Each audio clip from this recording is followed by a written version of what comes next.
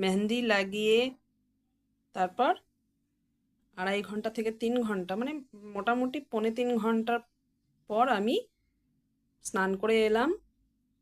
সব ধুয়ে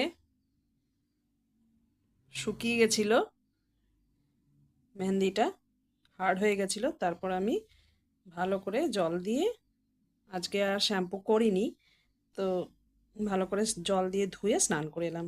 তো দেখতেই পাচ্ছ, দেখো কেমন কালার হয়েছে মেহেন্দির, একটু রেড রেড কালারটা সুন্দর দেখা যাচ্ছে।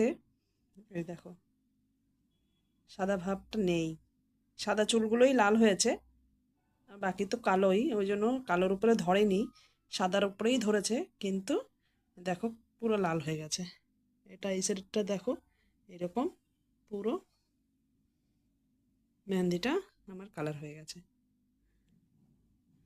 তো এইভাবে আমরা মেহেন্দি করে নিতে পারি, একদম কোনো সমস্যা নেই, কোনো কেমিক্যাল নেই।